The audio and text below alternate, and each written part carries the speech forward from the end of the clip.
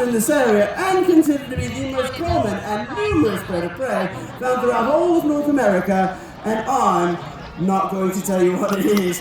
Let's test your identification skills, see if anybody can identify this bird. It's a really easy one. So, lords and ladies, please welcome Spike to the show. Give him a big welcome, everyone.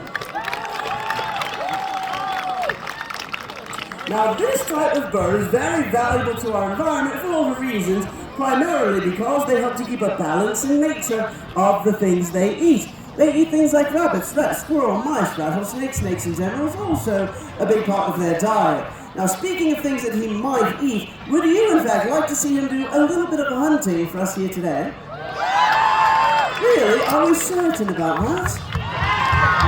Okay, well, you're in luck, lords and ladies. It's a really short walk right over to the petting zoo. So follow me down this road, right behind me, right here. You're a bloodthirsty lot, you know that, right? We're going to do a simulated hunt, lords and ladies. We're going to see if we can get him to attack a leather lure he's trained to attack, much the same as he would attack prey out in the wild. So, lords and ladies, watch the bunny. Run, bunny, run! And he's captured his prey. Nicely done, Spike. Now, he will protect this, just as though he's captured real prey, and a bird this size has around 250 pounds of pressure per square inch of gripping power in their feet. When they grab a hold of their prey, those feet will lock down into place until they've relaxed enough to let it go, typically once that prey is dispatched. I think it's quite dead there, Spike. It's leather, it's been dead for some time, actually. Alright, she traded in. And there we go, he did a great job.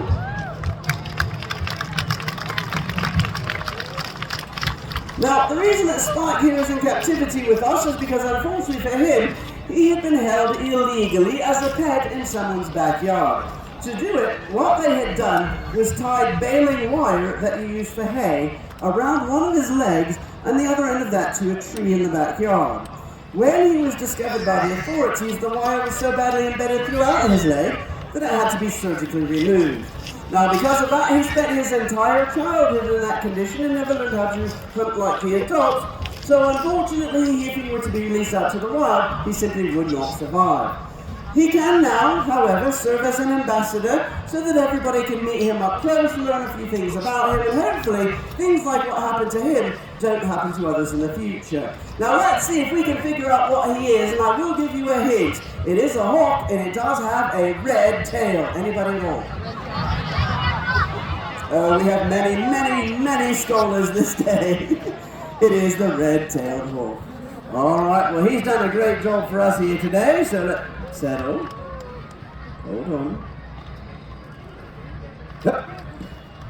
He did a great job. Let's send him back inside. Ho, ho!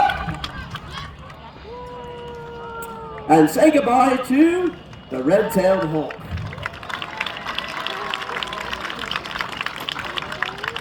Okay, lords and ladies, at this time, if you have any food whatsoever, it does not matter whether it's meat or not. Popcorn, pretzels, ices, beer is now on the list.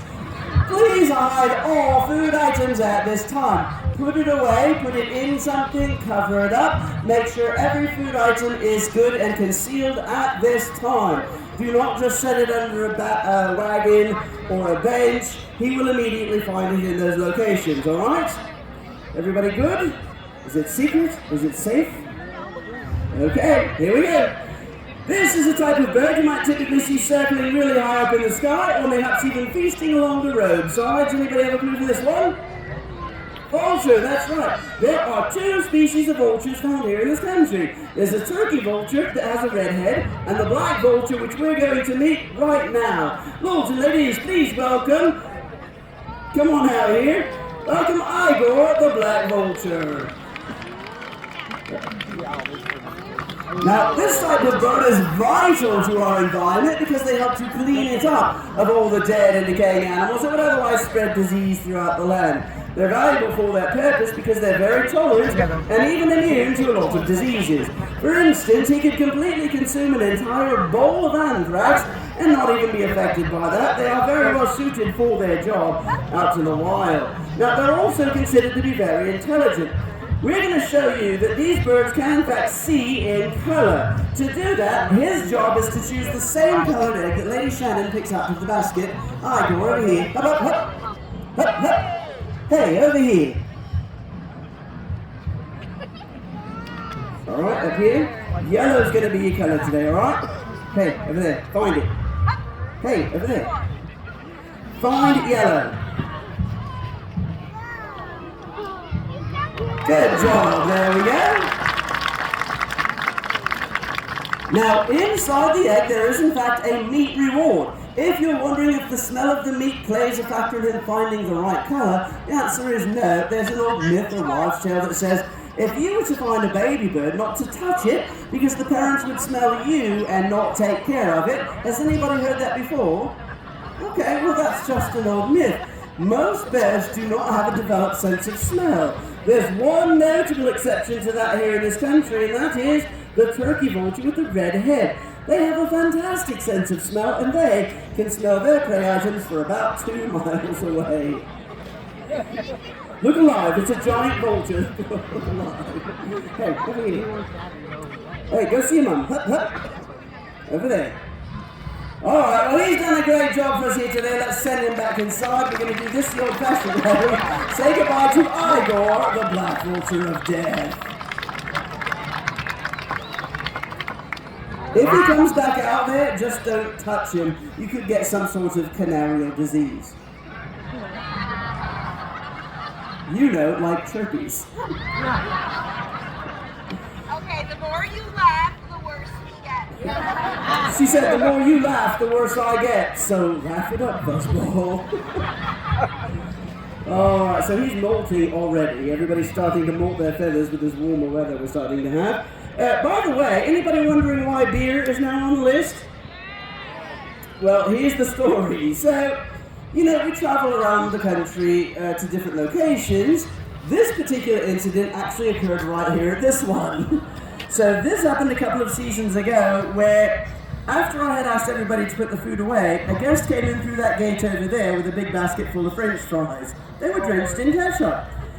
He went and sat in that corner over there. Just as Igor was flying out, Igor saw him, flew straight over there, bypassed us up here, jumped in the basket and started eating all of the French fries. Apparently those made him thirsty because the gentleman also had a big, tall, fresh cup of beer with him as well. Oh, wow. Igor proceeded to stick his entire head in the cup and started drinking it. We got him back up here as quickly as we could, but as I got back up here, the gentleman then toasted us and drank the rest. And I know where that vulture has been. Okay, lords and ladies, we have seen so far what we call diurnal birds or daytime birds. Anybody know what we might encounter around at night time? Shout it out. I'm sorry, who? Who? I know, it's a really foul joke. Keep egging me on, there's a lot more. But we're just going to wing it from here. Lords and ladies, I'd like to introduce everyone to a beautiful bird called the Great Horned Owl. Welcome Neo to the show. Now, this is an extremely common owl found here in this area. You very frequently hear them at night time. You see them sometimes as well. But this one is a male. In birds of prey species, females are larger in overall body weight and size than males by about 1/5. So if you have seen a bigger owl around here, it was likely a female because they appear much, much bigger. Now this one would eat all of the same things that the hawks do: rabbits, rats, squirrel, mice, snakes. And does anybody know what the horned owl's favorite food actually is? I'll give you a hint, it's black and white and smelly all over.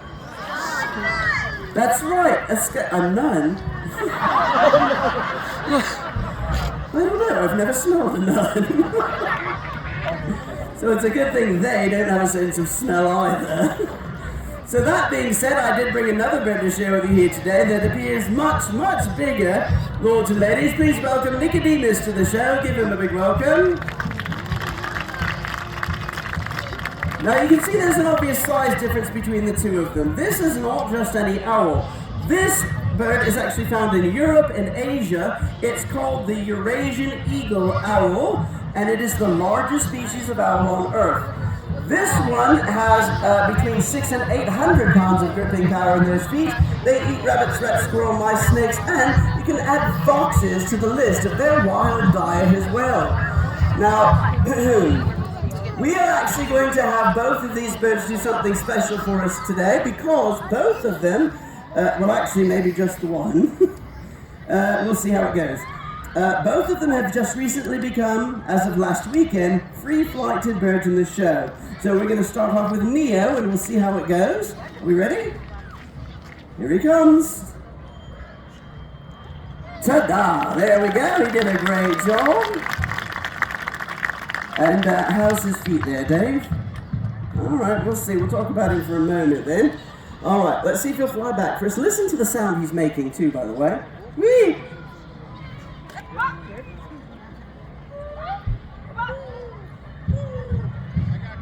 Do you hear it? Whee! It's got some nice action music going behind us here. Huzzah! Well, let's go ahead and send him back inside. Let's say goodbye to Neo, everybody! And what do you think, Dave? Is he going to do it? Alright. Well, as soon as he's out of the way, we'll go ahead and see if he'll give it a try then. By the way, this particular bird does not like me at all, so I'm going to step right behind Dave and sort of hide a bit. Okay, she's ready.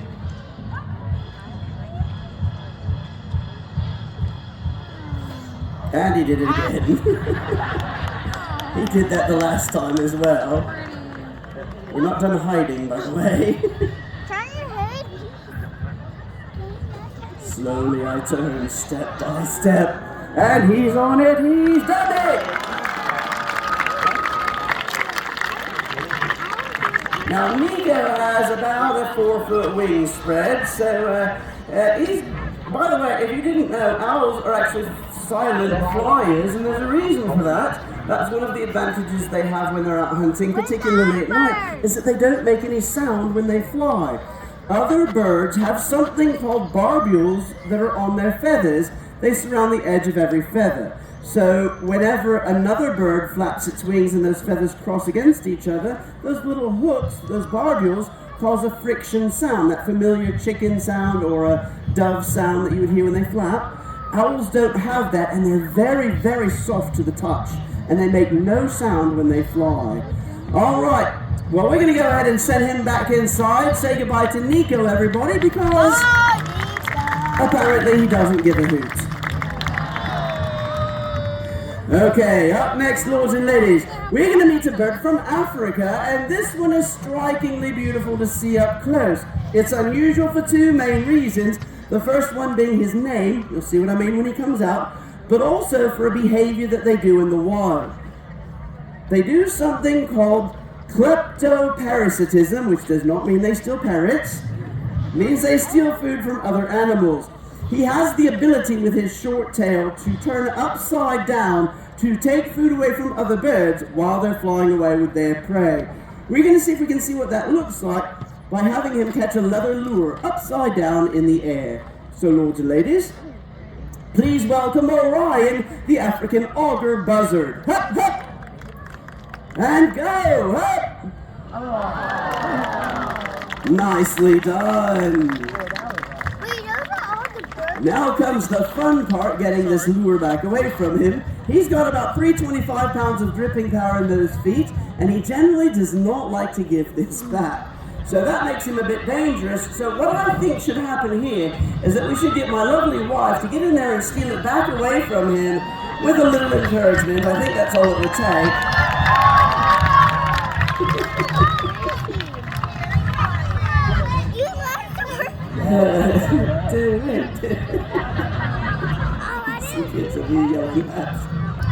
Okay, well, let's see if we can do it. Alright, we'll do it nicely to start. We can see. May I have it back, please? You have to bow to the griffin. Alright, here we go. May I have it back? Mine. I'm going to utilize an ancient falconer's trick to get this back. Do you want to see an ancient trick? Alright, here we go. My. This is not the lure you're looking for.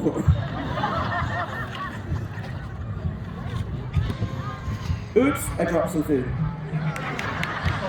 Well, it works every time. There we go. Now, we've had him since he was 2 months old. He's now 24 years old. And just recently he did something we never expected him to do. He laid 2 eggs. You would think after 23 years there'd be some indication. Alright, now this is called the African auger buzzard, but what does he look like? A hawk, you're right, it is a hawk, it's in the hawk family. The difference is in the language. In Europe and Africa where these birds are found, hawks, home, hop, home, hop, home, hop, are actually named buzzards, whereas here in the States, vultures are sometimes called buzzards. The difference is, there's not actually an animal here in this country that's named a buzzard like that one is. Well, she did a great job. Give her a big hand, everybody. Now, I do want to ask everybody at this point, please remain seated for this section of the program, or standing where you are. If this bird comes towards you, please duck. Please keep all hands down. Please do not at any time reach out to try and touch him, alright? If you do have anything sticking up, like wooden sticks, staffs, swords, canes, umbrellas, handles on wagons, things like that, please place those down at this time. This bird's going to be flying throughout the entire area here, alright? I'd like to introduce everyone to Finn the Harris Hawk. Give him a big welcome as well.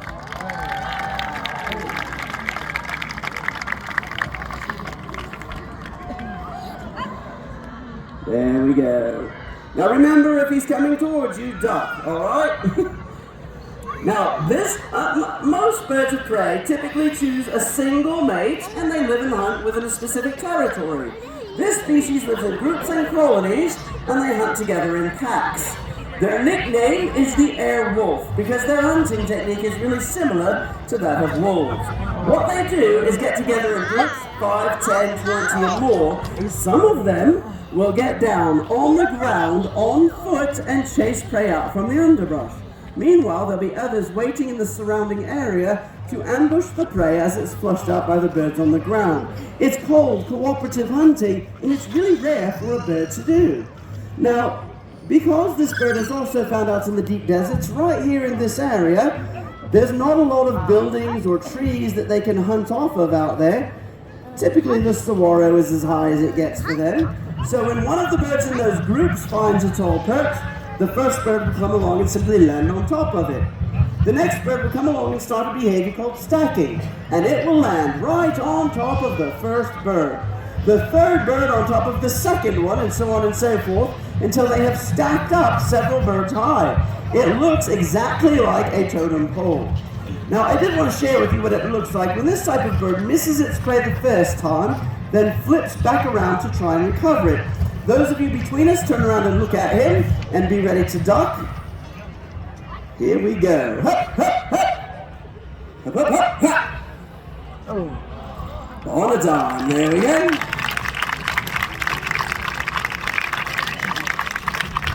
Now, this one's not as big as some of the others we've seen already, so it's got about 150 pounds of pressure gripping Kyrie's little feet. But that's okay.